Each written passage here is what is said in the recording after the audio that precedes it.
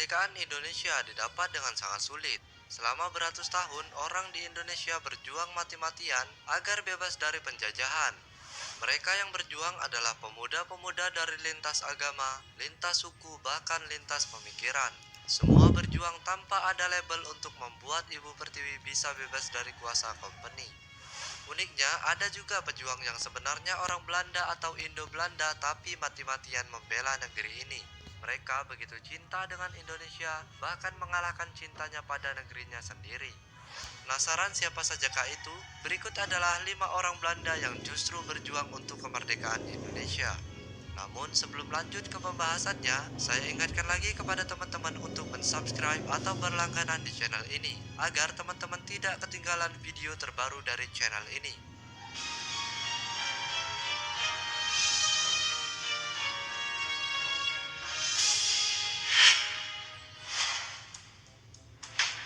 Edward Dowes Dekker atau Multatuli.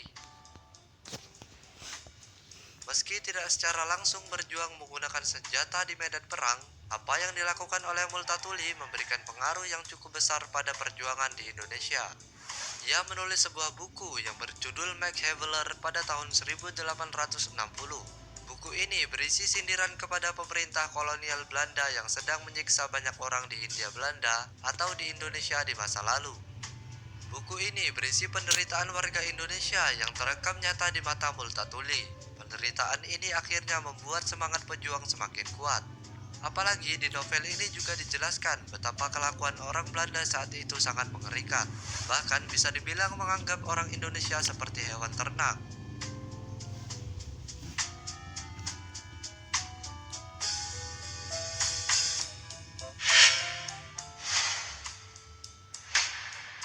Johannes Cornelis Prinsen. Johannes Cornelis Prinsen atau yang sering dikenal dengan Potske Prinsen adalah seorang serdadu Belanda yang sangat hebat. Ia terlibat di banyak sekali perang di Indonesia. Meski pernah terlibat perang, ia justru memilih Indonesia pada tahun 1948. Potske sudah muak melihat aksi negaranya yang tidak mau memberikan kemerdekaan secara utuh bagi Indonesia, bahkan terus menekan tanpa belas kasihan. Akhirnya Potske menyeberang dan bergabung dengan pejuang Indonesia. Ia terlihat pada serangan umum 1 Maret 1949 dengan bergabung bersama divisi Siliwangi. Berkat aksinya yang sangat hebat ini, Potske mendapatkan anugerah bintang gerilya dari Presiden Soekarno. Saat itu ia masih berkewarganegaraan Belanda. Bisa dibayangkan betapa hebatnya perjuangan yang dilakukan seorang Belanda untuk kemerdekaan Indonesia.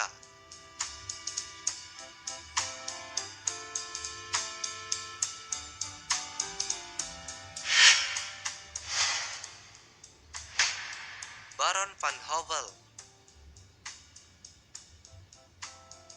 Baron van Howell adalah seorang negarawan yang juga pendeta yang berasal dari Belanda. Ia ditugaskan bekerja di Batavia pada tahun 1848.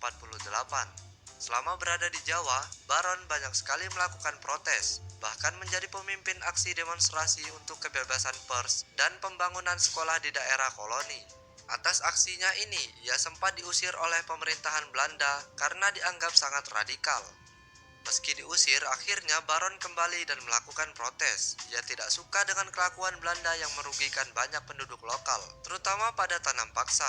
Baron menuntut pemberian untung yang banyak kepada para pribumi.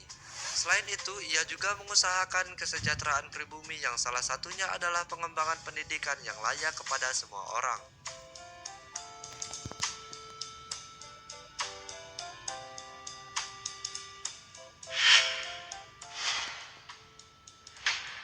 Husni Tamrin.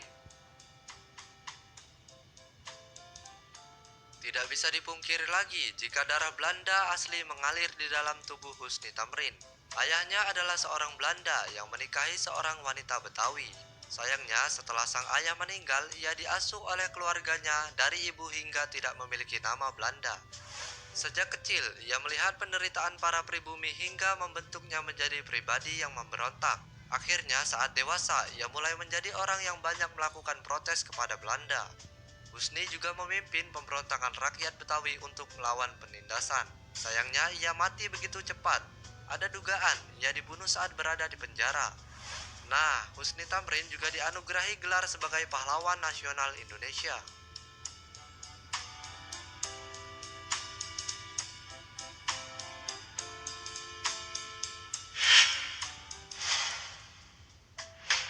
Ernest Dawes Dekker. Ernest Dawes Dekker memiliki darah Belanda dan masih kerabat dengan Multatuli. Ernest lahir dan besar di Pasuruan, Jawa Timur. Meski tinggal di keluarga Belanda yang cukup disegani, ia justru tumbuh menjadi seorang yang membela tanah air ini. Banyak gagasannya yang menjadi salah satu fondasi penting dari perkembangan Indonesia di masa lalu. Ia juga dikenal sebagai salah satu dari 3 serangkai bersama Dr. Cipto Mangkusumo dan Suwardi Suryaningrat. Ernest lah yang mengenalkan nama Nusantara sebagai pengganti Hindia Belanda. Atas aksinya ini, ia dibuang ke Suriname oleh pemerintahan Belanda. Pada pertengahan 1946, ia berjuang untuk kembali ke Indonesia dan pada akhirnya ia tiba di Yogyakarta pada tahun 1947. 3 tahun berselang, ia meninggal dunia dan kehebatannya di masa lalu membuatnya mendapatkan gelar pahlawan nasional di Indonesia.